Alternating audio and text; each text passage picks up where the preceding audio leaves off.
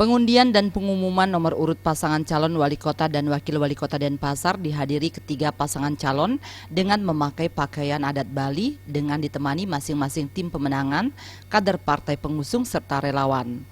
Dari proses pengundian ini, pasangan Ide Bagus Rai Dharma Wijaya Mantra dan IGN Jaya Negara mendapatkan nomor urut 1, pasangan Ketut Resmiase dan Ide Bagus Batu Agung Antara mendapatkan nomor urut 2, sedangkan pasangan Made Arjaya dan Anak Agung Ayu Rai Sunasri mendapatkan nomor urut 3. Hasil pengundian ini disambut antusias oleh pendukung masing-masing paslon.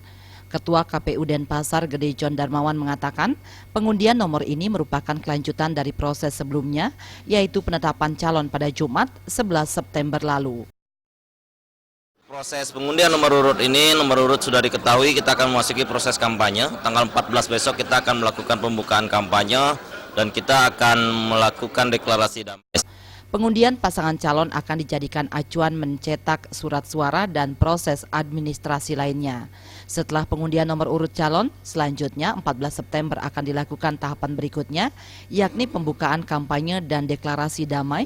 Selanjutnya hingga 5 Desember akan dilangsungkan masa kampanye. Super Daniana, Bali TV.